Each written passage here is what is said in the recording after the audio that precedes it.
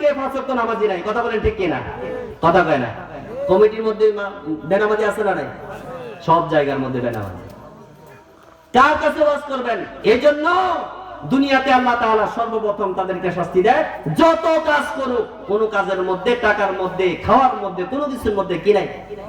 বরকত নাই। বরকত উঠায় নাই কে? বেনামাজির বরকত উঠায় নাই কে?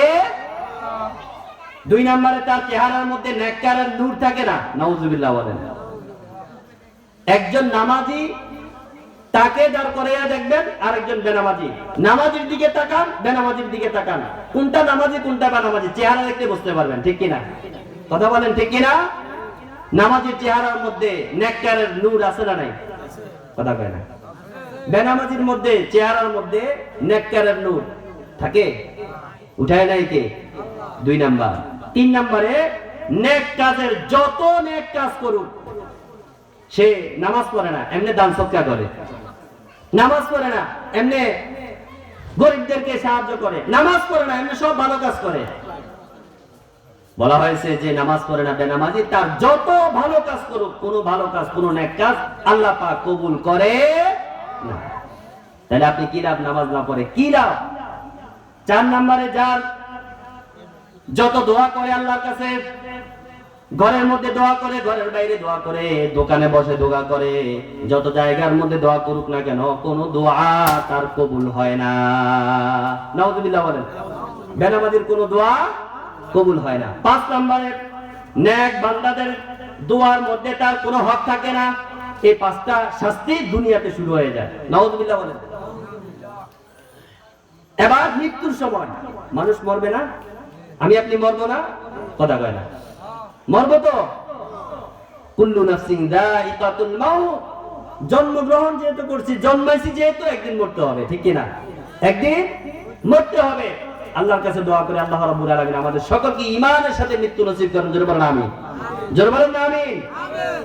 যারা নামাজ পড়ে না মৃত্যুর সময় তাদের তিনটা শাস্তি। কয়টা শাস্তি? তিনটা। তার বেনামাজির কারণে, নামাজ ছেড়ে দেওয়ার কারণে তার মরণটা হবে জিল্লতি ও অপমানের মৃত্যু। জোরে বলেন নাউজুবিল্লাহ। আহা, আফসোস। বেনামাজি যখন মরবে তার অপমানিত হয়ে, লাঞ্ছিত হয়ে, জিল্লতি হয়ে,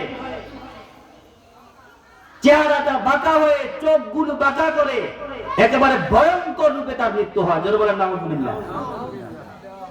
আচ্ছা, আমি আপনাদেরকে বলতে চাই, আমার আপনার মৃত্যুটা যদি এমন হয় যে রূহটা বের করে নিচ্ছে আজরাইল, একটু মাত্র টেরও পেলাম না, আল্লাহু আকবার বলেন, এমন মৃত্যু চাই? নাকি এমন ভাবে মৃত্যু যে তার রূহটা বের করার সময় এমন কষ্ট দেয়, মনে হয় যেন জিহ্বা বের হয়ে যাবে, মনে হয় যেন চোখগুলো বের হয়ে যাবে, মনে হয় যেন তার হাত পা সব কিছু অচল হয়ে যাচ্ছে, এমন মৃত্যু চাই? কোনটা? কোনটা? এমন মৃত্যু, ঈমানে মানে কালিমা পড়তে পড়তে মৃত্যু, এমন মৃত্যু চাই কি চাই না? তাইলে এমন যদি মৃত্যু চাই, তাইলে আমাদেরকে নামাজ পড়তে হবে। কি পড়তে হবে? আর যদি বেনামাজি হই, তাইলে আমার আপনার মৃত্যুটা হবে অপমানিত মৃত্যু। জোরে বলেন নাউজুবিল্লাহ। এক নম্বরের শাস্তি মৃত্যুর সময়। দুই নম্বরের শাস্তি ক্ষুধার্ত অবস্থায় মৃত্যুবরণ করবে। কি অবস্থা? তার এমন ক্ষুধা, এমন ক্ষুধা, তার ক্ষুধা মনে হয় যেন সারা পৃথিবীর সব খাবার একাই খেতে পারবে, এমন অবস্থায় তার মৃত্যু হবে। জোরে বলেন নাউজুবিল্লাহ। সংক্ষিপ্ত করতেছি। তিন নম্বরে, আহা, নবীজি বলতেছে সে যখন মৃত্যুবরণ করবে তার এমন তৃষ্ণা লাগবে, পানির পিপাসা লাগবে, যে সারা পৃথিবীতে যত পানি আছে সব পানি যদি তাকে পান করানো হয় তারপরেও তার পিপাসা যাবে না। জোরে বলেন নাউজুবিল্লাহ। বেনামাজির মৃত্যুর সময় কষ্ট কয়টা? শাস্তি কয়টা? তিনটা। এক নম্বরে অপমানিত হয়ে মৃত্যুবরণ করবে, দুই নম্বরে ক্ষুধার্ত অবস্থায় মৃত্যুবরণ করবে, তিন নম্বরে তার মৃত্যুর সময় এক ফোঁটা পানিও পাবে না। জোরে বলেন নাউজুবিল্লাহ। এই গেল আটটা শাস্তি। রাসূল কারীম সাল্লাল্লাহু আলাইহি ওয়াসাল্লাম বলতেছেন, আর এই বেনামাজির কবরের মধ্যে শাস্তি আছে আরো তিনটা। নাউজুবিল্লাহ বলেন। বেনামাজি থাকবেন না নামাজি থাকবেন? কোনটা? আস্তে কর। বেনামাজি থাকবেন না নামাজি হবেন? কোনটা? বেনামাজির জন্য নবীজি বলতেছেন, যখন সে মৃত্যুবরণ করার পর তাকে কবরে যখন নামানো হবে, কবরটা একেবারে ছোট হয়ে আসবে। নাউজুবিল্লাহ কয় না। কেমন ছোট? নবীজি বলতেছে তার কবরটা এমন সংকীর্ণ হয়ে যাবে, তার ডান দিকের মাটি বাম দিকের মাটি তাকে এমন ভাবে চাপ দিবে, একটা হাড্ডির ভিতরে আরেকটা হাড্ডি ঢুকে যাবে। নাউযুবিল্লাহ। এটা হচ্ছে বেনামাজির শাস্তি। 2 নম্বরে তার কবরের মধ্যে আগুন জ্বালিয়ে দেওয়া হবে। নাউযুবিল্লাহ কয় না? কি জ্বালিয়ে দেওয়া হবে? আগুন। আহা, যারা বেনামাজি আছেন মাইকের আওয়াজ যতটুকু পর্যন্ত যায় ভালো করে কানে শুনে নেন, বেনামাজির কবরের মধ্যে কি জ্বলবে? আওয়াজ করে বলে না, কে জ্বলবে? দুনিয়ার আগুন সহ্য করা যায় না, কবরের আগুন সহ্য করতে পারবেন? 3 নম্বরে আল্লাহ নবী সাল্লাল্লাহু আলাইহি ওয়াসাল্লাম বলতেছেন, আহা, নবীজি বলতেছে বেনামাজির কবরে এমন এমন সাপ বিচ্ছু আল্লাহ রাব্বুল আলামিন দিয়ে দিবে, তাকে শুধু কামড়াতেই থাকবে। নাউযুবিল্লাহ বলে না? রাস্তা কোন নাউযুবিল্লাহ। বেনামাজিকে কামড়াবে আর সাপে বলবে আমি এমন বিষাক্ত সাপ, এমন বিষাক্ত সাপ যে সাপকে স্বয়ং আল্লাহ নিযুক্ত করছে তোমাকে কামড়ানোর জন্য। নাউযুবিল্লাহ বলে না? একটু ভয় লাগে না? একটু ভয় লাগে না? দুনিয়ার, আচ্ছা মহিলা মানুষ, ঘরের মধ্যে কেউ নাই, হঠাৎ করে একটা তেলাপোকা দেখছে, তাও তেলাপোকা পায়ের সাথে লাগছে, কি করবে? কথা বলে না? হ্যাঁ, কেমন চিৎকারটা দেয়? একটা তেলাপোকা দেখে। কি পোকা? তেলাপোকা মানে তেল্লা চোরা দেখছে তো এমন জোরে চিৎকার। আর আমরা পুরুষ সামান্য একটা সাপ দেখলে এই দেখছেন এদিকে কি আছে? সাপ আছে, সাপ। দুনিয়ার সাপ দেখে এত ভয়, দুনিয়ার তেলাপোকা তেল্লা চোরা দেখে এত ভয়। আর সবচাইতে ভয় করি দুনিয়ার মধ্যে যখন ঘুমাইতে যাই তখন এমন এমন ইনজেকশন মারে। কিসে ইনজেকশন মারে? কথা কয় না? কিসে ইনজেকশন মারে? মশা। ছোট্ট একটা মশা থাপ্পড় দিলে এটা শেষ। এই মশা থেকে বাঁচার জন্য নিজেকে বাঁচানোর জন্য মশারি টানায়, ঠিক কিনা? আমার প্রিয় ভাইরা, সামান্য একটা ক্ষুদ্র একটা মশা থেকে বাঁচার জন্য মশাকে এত ভয় করি। এই মশা থেকে বাঁচার জন্য নিজেকে বাঁচানোর জন্য মশারি টানাই।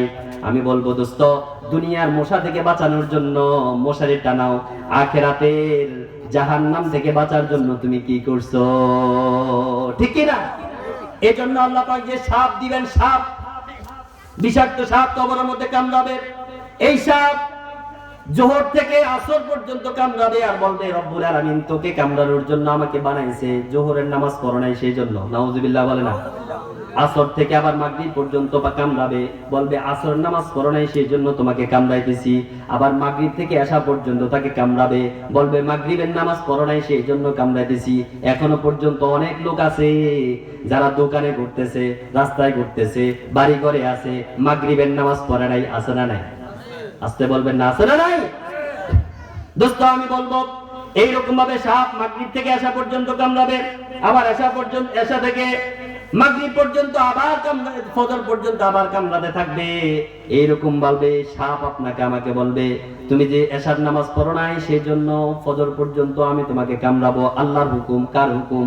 আবার ফজর থেকে জোহর পর্যন্ত এইরকম ভাবে বিষাক্ত সাপ কামড়াতে থাকবে। জোরে বলেন না নাউযুবিল্লাহ। তাহলে আমরা কি নামাজি হব নাকি বেনামাজি থাকবো? আওয়াজ করে বলেন নামাজি না বেনামাজি? রাসূল কারীম সাল্লাল্লাহু আলাইহি ওয়াসাল্লাম বলতেছেন, আবার শুনুন, বেনামাজিদেরকে যে কবরের মধ্যে তো আযাব দিবে 3টা, এরপরে হাসরের ময়দানে শাস্তি হবে আরো 5টা। কয়টা? 5টা শাস্তি। নবীজি বলতেছে 1 নম্বরে তার হিসাব খুব কঠিন ভাবে হবে। জোরে বলেন নাউযুবিল্লাহ। হিসাব হবে তার কঠিন। 2 নম্বরে আল্লাহ রাব্বুল আলামিন তার উপরে অসন্তুষ্ট থাকবে। আমি প্রায় জায়গায় বলি, আপনার উপরে যদি আল্লাহ পাক খুশি হয়ে যায়, আমার উপরে যদি আল্লাহ পাক রাজি খুশি হয়ে যায়, আপনার আমার আর কোনো কিছু দরকার আছে? কথা কয় না? আর আপনার উপরে আল্লাহ যদি অখুশি হয়ে যায়, অসন্তুষ্ট হয়ে যায়, সারা পৃথিবীর মানুষ আপনার উপরে খুশি, আল্লাহ অখুশি অসন্তুষ্ট, কোনো লাভ আছে? যারা বেনামাজি হবে হাসরের ময়দানে আল্লাহ পাক তার উপরে অসন্তুষ্ট থাকবেন। জোরে বলেন নাউযুবিল্লাহ। 3 নম্বরে নবীজি বলতেছে বেনামাজিকে জাহান্নামের মধ্যে নিক্ষেপ করা হবে। জোরে বলেন নাউযুবিল্লাহ। কোথায়? জাহান্নামের মধ্যে। 4 নম্বরে নবীজি বলতেছে তার চেহারার মধ্যে 3টা লাইন লেখা থাকবে। চেহারার মধ্যে কয়টা লাইন? 3টা লাইন। 1 নাম্বার, আল্লাহ পাক তার চেহারার মধ্যে লিখে দিবেন সে হচ্ছে আল্লাহর হক নষ্টকারী। নাউযুবিল্লাহ। নামাজ পড়ে না, আল্লাহর হক নষ্ট করছে। 2 নম্বরে সে আল্লাহর সাথে গাদ্দারি করছে, অস্বীকার, আল্লাহকে অস্বীকার করছে, জোরে বলেন নাউযুবিল্লাহ। 3 নম্বরে সে দুনিয়াতে আল্লাহর হক নষ্ট করেছিল, এইরকম ভাবে আল্লাহ পাক আজকে তার উপর থেকেও সমস্ত রহমত উঠিয়ে নেবে, জোরে বলেন নাউযুবিল্লাহ। এবার যারা নামাজি হবে, যারা জান্নাতি হবে, আল্লাহ রাসূল সাল্লাল্লাহু আলাইহি ওয়াসাল্লাম বলতেছেন তাদেরকে আল্লাহ পাক দুনিয়াতে 5 ওয়াক্ত নামাজ পড়ার কারণে তাদেরকে পুরস্কৃত করবেন, জোরে বলেন সুবহানাল্লাহ। শেষ করে দিচ্ছি, 1 নম্বরে যে ব্যক্তি 5 ওয়াক্ত নামাজি হবে তার কোনো অভাব থাকবে না, সুবহানাল্লাহ, আওয়াজ করে সুবহানাল্লাহ। কি থাকবে না জোরে বলেন? নামাজ হতে হবে নামাজের মতো, সাল্লু কামা রাআইতুমুনি উসাল্লি। নবীজি বলছেন নামাজ পড়ো ওই রকম ভাবে যে রকম আমি নবীকে নামাজ পড়তে দেখছি, জোরে বলেন সুবহানাল্লাহ। আপনি আমি যদি নামাজ পড়ি কোন রকম ভাবে রুকু তেলাওয়াত করলাম, সূরা ফাতিহা পড়লাম, সূরা পড়লাম, রুকুতে গেলাম, আবার উঠলাম, আবার সিজদায় গেলাম, আবার উঠলাম, তাড়াহুড়ো করে, এই নামাজ হবে? হবে না। আচ্ছা, আমি আপনি যদি আমাদের এই এলাকার মেম্বার আছে না নাই, মেম্বারের কাছে আমার আপনার একটা জিনিস দরকার, গেলাম মেম্বার সাহেবের কাছে গেলাম, মেম্বার সাহেব আমার এটা দরকার, আমাকে তাড়াতাড়ি দেন। মেম্বার কিছু বুঝবে? কি বলবে মেম্বার সাহেব? এসে পাগল হয়ে গেছে। কি বলবে? মেম্বার সাহেব আমার এটা দরকার, আমার ওইটা দরকার, আমাকে তাড়াতাড়ি করে দেন, আমাদের সময় আমাকে তাড়াতাড়ি যেতে হবে। মেম্বার সাহেব বুঝবে কিছু? আপনাকে দিবে? বরং কি করবে? ধমক দিবে, ঠিক কি না? চেয়ারম্যান সাহেবের কাছে যান, চেয়ারম্যান সাহেব আমার বয়স কত দরকার, আমাকে তাড়াতাড়ি দেন, আমার মা অসুস্থ, আমাকে হসপিটালে যেতে হবে, দিবে? এরকম ভাবে কোন দুনিয়ার কোন মানুষের কাছে যদি আপনি যান, যদি তার কাছে যদি এরকম তাড়াতাড়ি কোনো কিছু বলেন, সে যদি না বুঝে কোনো কিছু দিবে? দিবে? ঠিক সেই রকম ভাবে নামাজের মধ্যে যখন দাঁড়ায় তখন কার সামনে দাঁড়ায়? আল্লাহর সামনে যখন দাঁড়ায় তখন নামাজের মধ্যে যখন সূরা পড়বো আলহামদুলিল্লাহি রাব্বিল আলামিন, জোরে বলেন আল্লাহু আকবার। সকল প্রশংসা কার জন্য? রব্বুল আলামিনের জন্য প্রশংসা। আল্লাহ নবী বলতেছে যখন সূরা ফাতিহা নামাজের মধ্যে পড়বা এক আয়াত করে পড়বা, এটা সুন্নাত। সুবহানাল্লাহ কোন? সুবহানাল্লাহ। নামাজের মধ্যে আস্তে আস্তে নামাজ পড়ো, খুশু খুজুর সাথে নামাজ পড়ো, ধীরে ধীরে নামাজ পড়ো। যখন তুমি সূরা ফাতিহা পড়ো, একটা আয়াত পড়ো, একটা আয়াতের জবাব আল্লাহ দেয়, জোরে বলেন সুবহানাল্লাহ। তাহলে নামাজের মধ্যে তাড়াহুড়ো করতে হবে না, আস্তে আস্তে আস্তে আস্তে আস্তে আস্তে নামাজ পড়তে হবে, সূরা পড়তে হবে, ঠিক কিনা জোরে বলেন? এই জন্য নবীজি বলতেছে এইরকম ভাবে যদি খুশু খুজুর সাথে ধীরে ধীরে নামাজ পড়তে পারো, তাহলে তোমার সমস্ত অভাব দূর করে দেবে কে? তোমার কোনো ঋণ থাকবে না, জোরে বলেন সুবহানাল্লাহ। 2 নম্বরে কবরের আযাব থেকে আল্লাহ পাক তোমাকে মুক্ত করে দিবে। 3 নম্বরে হাসরের ময়দানে সবাইকে আমলনামা দিবে। আর যে ব্যক্তি নামাজি হবে, নবীজির মতো নামাজ তার মিলে গেছে, নবীজির কোয়ালিটির নামাজ তার নামাজ কোয়ালিটি মিলে গেছে, সুবহানাল্লাহ। নামাজের সাথে নামাজ মিলে গেছে, ওই সমস্ত নামাজিদেরকে আল্লাহ পাক তার ডান হাতের মধ্যে আমলনামা দিবে। 4 নম্বরে নবীজি বলতেছে যে পুলসিরাত পার হয়ে জান্নাতে যেতে হবে, ওই পুলসিরাতটা আল্লাহ পাক বিজলির মতো পার করে দিবে, সুবহানাল্লাহ। 5 নম্বরে বিনা হিসাবে আল্লাহ পাক তাকে জান্নাত দিয়ে দিবে, যারা বলেন সুবহানাল্লাহ। প্রিয় হাজিরিন, আলোচনা যদি বুঝে থাকেন তাহলে আমি আপনাদেরকে প্রশ্ন করি, আমরা কি দুনিয়াতে আসছি একবারের জন্য আসছি নাকি আবার চলে যেতে হবে? আবার চলে যেতে হবে। সুতরাং যেহেতু চলেই যাব, থাকতে পারবো না, মহিলা বলেন আর পুরুষ বলেন, যুবক বলেন আর যুবতী বলেন, ছেলে বলেন আর মেয়ে বলেন, সবাইকে দুনিয়া ছাড়তে হবে, ঠিক কিনা? দুনিয়াতে আমি আসছি একেবারে খালি হাতে আসছি না, নাকি টাকা পয়সা নিয়ে আসছি, দলিল নিয়ে আসছি? কিছুই নিয়ে আসি নাই। যেহেতু খালি হাতে আসছি, আবার দুনিয়া ছাড়তে হবে খালি হাতে। এই খালি হাতে না গিয়ে আমরা কবরে যখন যাব, কবরের জন্য কিছু নিজেদের সঞ্চয় যেরকম দুনিয়াতে ব্যাংকে করি, ব্যাংকে রাখি, জমা রাখি, ঠিক সেই রকম ভাবে আমলনামার মধ্যে কিছু নেকি সঞ্চয় করেন। এগুলো দিয়ে আল্লাহ রাব্বুল আলামিন হাসরের ময়দানে আপনাকে আমাকে একটা না একটা উসিলা দিয়া পার করে দিবে, যারা বলে সুবহানাল্লাহ।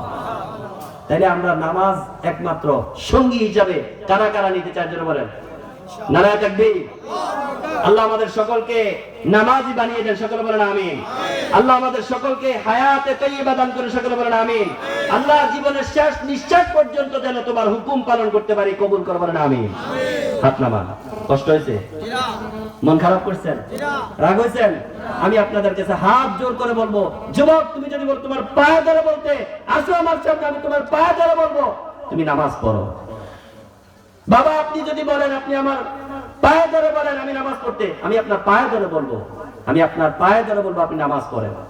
তারপরও নামাজি হন, তারপরও বেনামাজি হয়ে কবরে যাবেন না। কারণ কবরে যাওয়ার পরে বেনামাজির সাথে কবর ভালো ব্যবহার করবে না। আল্লাহ রাব্বুল আলামিন আমাকে আপনাকে সকলকে মানার, বুঝার, আমল করার তৌফিক দান করুন, বলেন আমিন। আজকের এই মাহফিলকে আল্লাহ পাক কবুল করুন, বলেন আমিন। ওয়া মা তাওফীক ইল্লা বিল্লাহ ওয়া মা আলাইনা ইল্লাল বালাগ। আসসালামু আলাইকুম ওয়া রাহমাতুল্লাহ।